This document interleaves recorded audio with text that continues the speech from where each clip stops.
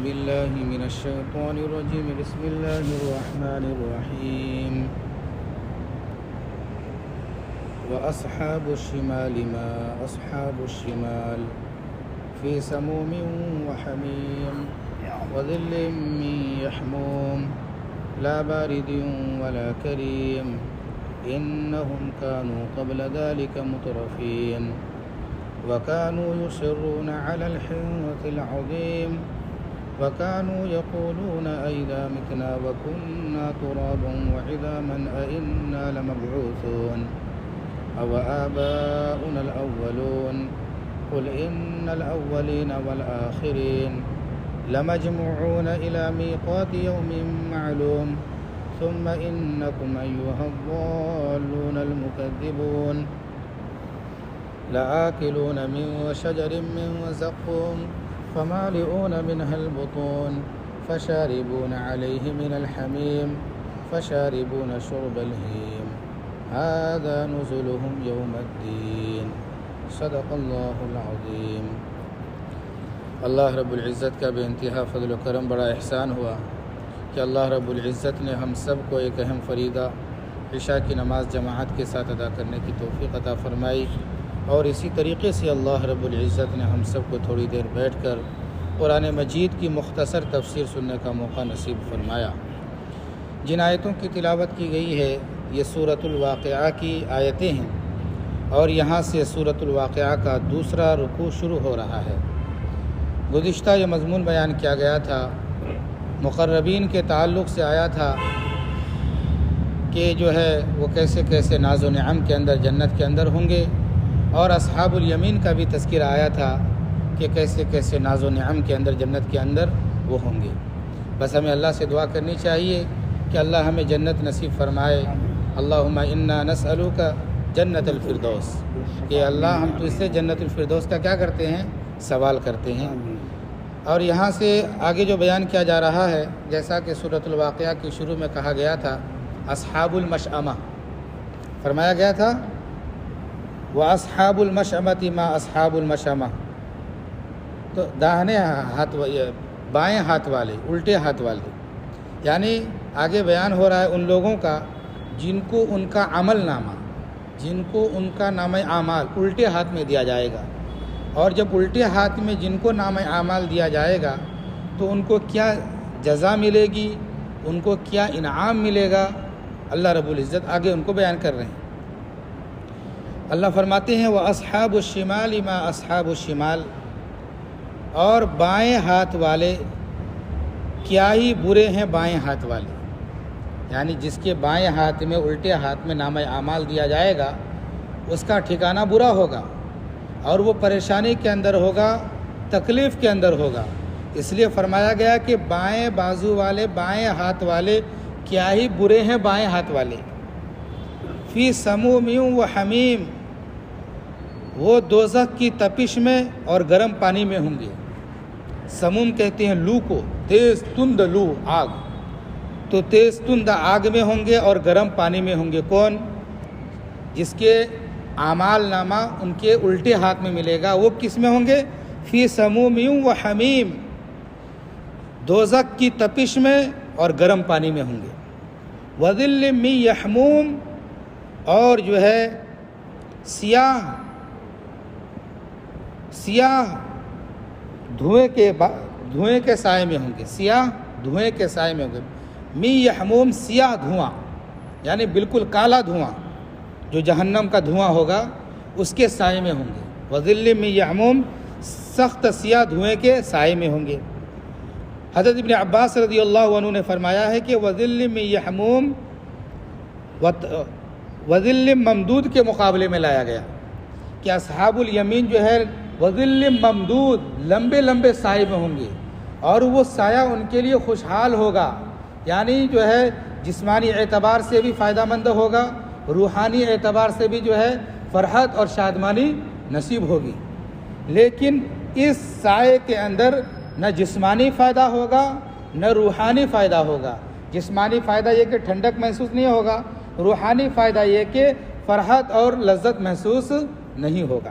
تو اس کے مقابلے میں لایا گیا تو وہ اچھے اعمال والے تھے اصحاب الیمین، تو وہ اچھے سائے میں، لمبے سایوں میں ہوں گے، آرام میں ہوں گے، اور یہ ایمان قبول کرنے والے نہیں تھے، اور جو ہے یہ بد اخلاق تھے، اور جو ہے یہ نافرمان تھے، تو ان کو بھی سایہ دیا جائے گا، تو وہ کالا سایہ ہوگا۔ کیا ہوگا؟ کالا دھوئیں کا کالا سایہ ہوگا، اس سائے کے اندر یہ ہوں گے۔ لا باردیوں والا کریم، ایسا وہ سایہ ہوگا، کالا سایہ، لا باردیوں والا کریم، جس سے نہ ٹھنڈک محسوس ہوگی اور نہ فرحت محسوس ہوگا، نہ اس سے ٹھنڈک حاصل ہوگی نہ اس سے فرحت۔ عام طور پر جو ہے انسان سایہ کیوں تلاش کرتا ہے؟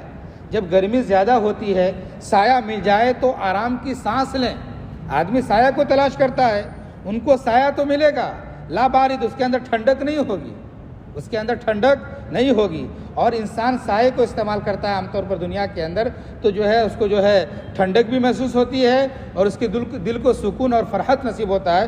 فرمایا گیا ولا کریم، اور نہ اس کو فرحت نصیب ہوگی، وہ سایہ ہی ایسا ہوگا، جہنم کا دھواں ہوگا، وہ گویا کہ وہ ایک سایہ ہوگا، اس سائے کے اندر نہ ٹھنڈک ہوگی اور نہ فرحت اور لذت کا سامان ہوگا، نہ اس کے اندر سکون ہوگا۔ آگے اللہ رب العزت ارشاد فرماتے ہیں انہم کانوا قبل ذلک مترفین، یقیناً یہ لوگ اس سے پہلے عیش و عشرت میں تھے، یقیناً یہ لوگ اس سے پہلے مترفین، ناز و نعمت میں تھے، یہ لوگ اس سے قبل، یعنی دنیا کی زندگی کے اندر جو یہ تھے، ناز و نعم کے اندر تھے، اللہ نے ان کو مال دیا، دولت دیا، نعمتوں سے نوازا، یہ نعمتوں میں پلے بڑھے، نعمتوں کو انہوں نے استعمال کیا۔ حالانکہ تقاضا یہ ہے کہ اللہ نے نعمت دی ہے، اللہ نے مال دیا ہے، اللہ نے دولت دی ہے، اس کا شکر ادا کیا جائے، اس پر ایمان لایا جائے، اس کی بندگی کی جائے، اس کی بات کو مان کر، اس کے احکام پر چل کر انسان کو زندگی گزارنی چاہیے، یہ نعمت کا شکریہ ہے۔ لیکن جو ہے بہت سارے نافرمان کافر قسم کے لوگ وہ ہیں کہ بڑی حکومتیں اللہ نے ان کو دے دی ہیں، بڑے سے بڑی دولتیں اللہ نے ان کو دے دی ہیں، لیکن کیا کر رہے ہیں؟ نافرمانی کے اندر زندگی گزار رہے ہیں، تو ایسی سزا ان کو وہاں پر ملے گی۔ اللہ کہتا ہے انہم کانوا قبل ذلک مترفین، اس سے پہلے یہ لوگ بڑے ناز و نعم کے اندر تھے۔ وکانوا یصرون علی الحنث العظیم، اور یہ لوگ بڑے گناہوں پر مصر تھے، اڑے ہوئے تھے، اور یہ جو ہے عظیم گناہوں پر کیا تھے؟ اڑے ہوئے تھے، یعنی باز نہیں آتے تھے، بڑے گناہوں پر اڑے ہوئے تھے، یعنی جمے ہوئے تھے۔ سب سے بڑا گناہ کیا ہے؟ قرآن کہتا ہے ان الشرک لظلم عظیم، شرک سب سے بڑا ظلم ہے، اور سب سے بڑا جو گناہ ہے وہ شرک ہے۔ ان اللہ لا یغفر ان یشرک بہ ویغفر ما دون ذلک لمن یشاء، کہ اللہ تبارک و تعالی ہر گناہ کو معاف کر دیں گے، لیکن شرک کو معاف نہیں کریں گے، شرک کے علاوہ جتنے گناہ ہیں اللہ کیا کریں گے؟ اس کو معاف کر دیں گے۔ تو یہ جو تھے بڑے گناہوں پر مصر تھے، جمے ہوئے تھے، یعنی نافرمانی کرتے تھے، شرک کرتے تھے، اور جو ہے مفسرین نے یہ بھی لکھا ہے، اور قرآن مجید کی آیت سے بھی اشارہ ملتا ہے، سورۃ النحل کی آیت ہے وَأَقْسَمُوا بِاللَّهِ جَهْدَ أَيْمَانِهِمْ لا يبعث الله من يموت بلا وعدا علیہ حقا ولكن اکثر الناس لا يعلمون۔ یہ کافر لوگوں کے سامنے جب اس بات کو بیان کیا جاتا تھا کہ ایمان قبول کر لو، مرو گے، مرنے کے بعد دوبارہ زندگی جو آئے گی، جنت اور جہنم کا فیصلہ ہے، دوبارہ تمہیں پیدا کیا جائے گا، تم اچھے اعمال کر لو، جب مجھ سے کہا جاتا تھا تو وَأَقْسَمُوا بِاللَّهِ جَهْدَ أَيْمَانِهِمْ، یہ کافر لوگ زوردار قسمیں کھاتے تھے۔ کافر لوگ کیا ہے؟ زوردار قسمیں کھا کر کہتے تھے لا یبعث اللہ من یموت، ہم مرنے کے بعد دوبارہ زندہ نہیں ہوں گے۔ کیا عقیدہ تھا ان کا؟ کہ ہم مر گئے، یہ دنیا کی زندگی ہے، کھا لو پی لو عیش کر لو، اس کے بعد کچھ ہونے جانے والا نہیں۔ اس عقیدے کے اندر، اس سوچ کے اندر وہ کیا کرتے تھے؟ زندگی گزارتے تھے، اور قسم کھا کر کہتے تھے کہ مرنے کے بعد زندہ ہونا نہیں ہے۔ اللہ کہتا ہے بلا وعدا علیہ حقا، بلکہ یہ وعدہ سچ ہے، حق ہے، یہ ہو کر رہے گا، مرنے کے بعد دوبارہ تم زندہ ہو کر رہو گے، وَلَكِنَّ أَكْثَرَ النَّاسِ لَا يَعْلَمُونَ، لیکن اکثر لوگ جانتے نہیں۔ تو فرمایا گیا کہ یہ بڑے گناہوں پر مصر تھے، ہر چیز کا انکار کرتے تھے، آخرت کا انکار کرتے تھے، مرنے کے بعد دوبارہ زندہ ہونے کا انکار کرتے تھے، اور اسی طریقے سے جو ہے شرک وغیرہ کرتے تھے، بڑے گناہوں پر جمے ہوئے تھے۔ وَكَانُوا يَقُولُونَ، اور وہ لوگ کہا کرتے تھے، کون لوگ؟ جن کے نامہ اعمال ان کے بائیں ہاتھ میں الٹے ہاتھ میں دیا جائے گا. اس کے بارے میں اللہ کہتے ہیں کہ وہ لوگ کہتے ہیں وہ کہا کرتے تھے اَإِذَا مِتْنَا وَكُنَّا تُرَابًا، کیا جب ہم مر جائیں گے اور ہم مٹی ہو جائیں گے، وَعِظَامًا اور ہم ہڈیاں ہو جائیں گے، أَإِنَّا لَمَبْعُوثُونَ کیا ہمیں دوبارہ پیدا کیا جائے گا.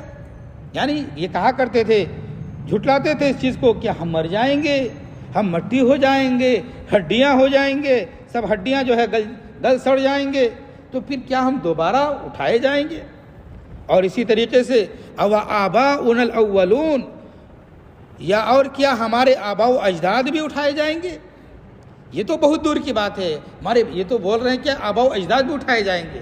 ہمارے بارے میں کہہ دیتے کہ مرنے کے بعد دوبارہ زندہ ہو گئے تو بات چلنے کی تھی، لیکن آباء و اجداد جو سالوں سال ہو گئے وہ بھی جو ہے دوبارہ پیدا کیے جائیں گے. یہ تعجب کا کیا کرتے تھے، اظہار کرتے تھے، اور کافر لوگ جو ہے اس کا انکار کرتے تھے کہ جو ہے نہ ہم مرنے کے بعد زندہ ہوں گے نہ ہمارے باپ دادا زندہ ہوں گے. تو یہ لوگ کہا کرتے تھے کہ کیا ہم مر جائیں گے، مٹی ہو جائیں گے، ہڈیاں ہو جائیں گے، کیا دوبارہ زندہ ہوں گے، اور یا ہمارے پہلے کے باپ دادا بھی کیا ہے دوبارہ زندہ ہوں گے. اس کے جواب میں تعجب کے انداز میں سوال تھا ان کا، تو اللہ رب العزت اس کا جواب بھی دے رہے ہیں. کہتے ہیں قل ان الاولین والآخرین، اے پیغمبر صلی اللہ علیہ وسلم آپ ان کافروں سے کہہ دیجئے. یہ لوگ تعجب کر رہے ہیں کیا ہم دوبارہ پیدا ہوں گے، ہمارے آباء و اجداد پیدا ہوں گے، آپ ان سے کہہ دیجئے ان الاولین والآخرین، یقیناً تمہارے اولین بھی اور آخرین بھی سب کے سب لمجموعون لازماً جمع کیے جاؤ گے الی میقات یوم معلوم، متعینہ دن کے اندر، یعنی قیامت، کہ تم سب کے سب جو ہے دوبارہ پیدا ہوگے، جمع ہوگے متعین دن کے اندر، جو متعین وقت مقرر ہو چکا ہے. یعنی قیامت وہ کس دن آنے والی ہے اس کا علم جو ہے اللہ کو ہے. جب قیامت قائم ہوگا اس دن تم سب کے سب ضرور کیا ہو جاؤ گے، جمع ہو جاؤ گے، دوبارہ زندہ پیدا کیا جائے گا تم کو دوبارہ کیا کیا جائے گا، زندہ کیا جائے گا. تو اللہ رب العزت نے اس کا جواب بھی دے دیا. پھر آگے میں بیان فرمایا ثم انکم ایھا الضالون المکذبون، جب پیدا کر دیے جائیں گے دوبارہ میدان محشر میں ہوں گے تو وہاں ان کو خطاب کیا جائے گا ثم انکم ایھا الضالون المکذبون، پھر تم اے گمراہو اور جھٹلانے والو، پھر اے تم گمراہو اور جھٹلانے والو، لآکلون من شجر من زقوم، اب تم جو ہے زقوم کے درخت سے کھاؤ گے. میدان محشر کے اندر اس چیز کا انکار کرتے تھے، پھر وہاں پر جو ہے بطور استہزاء کے کہا جائے گا اے گمراہو، اے جھٹلانے والو جو تم نے دنیا کے اندر جھٹلایا، اب یہاں پر آئے ہو نا، اب یہاں پر تمہاری ضیافت کیا ہوگی، لآکلون من شجر من زقوم، زقوم کے درخت سے کھاؤ گے. زقوم کا درخت بالکل بیکار اور خراب درخت ہے، دیکھنے کے اعتبار سے بھی خراب، اور جو ہے اس کا پھل بھی بہت خطرناک اور کڑوا، اور جو ہے بہت ایسی غذا وہ کہ جو ہے جہنمی لوگ اس کو کھائیں گے تو اس سے نہ بھوک مٹے گی نہ پیٹ بھرے گا، بلکہ حد سے زیادہ اور کیا ہوں گی، اس سے تکلیف ہوں گی. یہ جو ہے زقوم کا درخت جہنم کے اندر ہے، تو جو ہے جہنمی لوگوں کو زقوم کے درخت کا پھل دیا جائے گا کھانے کے لیے. اور آگے اللہ فرماتے ہیں جس کا تذکرہ قرآن مجید کے اندر کئی مقام پر بھی آیا زقوم کا، فمالئون منہ البطون، اسی سے وہ اپنے پیٹ کو بھریں گے. اسی سے کیا ہے، وہ اپنے پیٹ کو بھریں گے. زقوم کے درخت کے پھل کھائیں گے، اسی سے وہ اپنے پیٹ کو بھریں گے. فشاربون علیہ من الحمیم، اور ان پر گرم پانی ہوگا، یعنی گرم پانی کو کیا کریں گے، پیئیں گے. فشاربون علیہ من الحمیم، ان پر گرم کھولتا ہوا پانی ہوگا جو وہ کیا کریں گے، پیئیں گے. فشاربون شرب الہیم، اور وہ جو پیئیں گے کس طریقے سے پیئیں گے، فشاربون شرب الہیم، پیئیں گے پیاسے اونٹ کی طرح، پیئیں گے پیاسے اونٹ کی طرح. اونٹ اگر بہت سخت پیاسا ہو، پانی میں اگر وہ منہ ڈال دے تو جلدی سر اٹھانے کا نام نہیں لے گا، کیونکہ پانی زیادہ ہی پیتا ہے اونٹ. تو یہ بھی جو ہے پیاسے اونٹوں کی طرح پانی پئیں گے. پانی اتنا کھولتا ہوا ہوگا، وسقوا ماء حمیما فقطع امعاءهم، کہ پانی اتنا سخت کھولتا ہوا ہوگا کہ وہ چہرے کو بھی بھون ڈالے گا، اور جو ہے اور اندر لے گا تو اس کی ہتھوڑیاں بھی کٹ جائیں گی. لیکن پیاس کا عذاب بڑا خطرناک عذاب ہے. وہ گرم پانی ہے، ہوگا بھی کھولتا ہوا پانی، پھر بھی جو ہے جل بھی جائے گا تو بھی ڈالنے کی کیا کرے گا، کوشش کرے گا کہ کسی طرح کیا ہو جائے، ٹھنڈک محسوس ہو جائے، وہ پینے کی کوشش کرے گا۔ اور پیے گا کس طریقے سے، جس طرح پیاس سے اونٹ پیتے ہیں، اور جو ہے اس کو سکون بھی نہیں ملے گا، بس یہ کہ بس سکون حاصل کے ارادے سے پیے گا لیکن اس کو سکون نہیں ملے گا۔ پھر آگے اللہ فرماتے ہیں ھذا نزلھم یوم الدین، یہ ان کی مہمان نوازی کا دن ہوگا، یہ روز جزا جو ہے ان کی مہمان نوازی ہوگی۔ یہ مہمان نوازی سے اس کی تعبیر کیا گیا، حالانکہ مہمان نوازی اگر کہا جائے تو جو اچھی چیزیں ملتی ہیں اس کے اندر، اور یہاں پر جو ہے خطرناک چیزوں کا تذکرہ کیا گیا۔ پھر اللہ نے کہا ھذا نزلھم یوم الدین، یہ جو ہے تمہاری مہمان نوازی کا دن ہے، تو یہ بطور استہزاء کی ہے، جیسا کہ قرآن مجید کے اندر دوسرے مقام پر بھی ہے فبشرھم بعذاب علیم، ان کو دردناک عذاب کی خوشخبری دے دو۔ تو خوشخبری اچھی چیزوں کی دی جاتی ہے، دردناک عذاب کی خوشخبری دے دو مطلب بطور استہزاء کے ہے۔ تو یہاں پر بھی وہی ہے ھذا نزلھم یوم الدین، یہ تمہاری ضیافت کا دن ہے، یہ روز جزا جو ہے قیامت کا دن جو ہے، اے اصحاب الشمال جن کے بائیں ہاتھ کے اندر نامہ اعمال ملا ہے، یہ جو ہے تمہارے لیے یہ مہمان نوازی کا دن ہے۔ نزل کہتے ہیں اس سامان ضیافت کو، نزل کہا جاتا ہے اس سامان ضیافت کو کہ مہمان سواری پر سے اترا، گھر کے اندر داخل ہوا تو سب سے پہلے جو چیز اس کے سامنے پیش کی جاتی ہے وہ کیا ہے، گرمی کا موسم ہے تو ٹھنڈا وغیرہ، ٹھنڈا پانی، شربت وغیرہ پیش کیا جاتا ہے، اور جو اصل مہمان نوازی ہے بریانی، قورمہ، وہ جو چیزیں ہیں وہ بعد میں دی جاتی ہے، فوراً نہیں دی جاتی ہے۔ اسی طریقے سے جو ہے سب سے پہلے جو چیز پیش کی جاتی ہے اسے نزل بیان کیا گیا، مفسرین نے کیا وہ نزل ہے جو سب سے پہلے مہمانوں کے سامنے پیش کیا جاتا ہے۔ تو یہ جہنمیوں کو سب سے پہلے یہ پیش کیا جائے گا، جو عذابات کا تذکرہ ہوا، تو یہ جو ہے جو سب سے پہلے پیش کیا جائے گا، تو بعد میں جو ضیافتیں ہونے والی ہیں ان کی وہ کتنی خطرناک ہوگی، بعد میں جو ان کے ساتھ ہونے والا ہے اور ان کو جو سزا ملنے والی ہے وہ کتنی خطرناک ہوگی، وہ بڑی خطرناک ہوگی۔ یہ ابتدا ایسا ہے تو انتہا تو اس سے بھی خطرناک ہوگا۔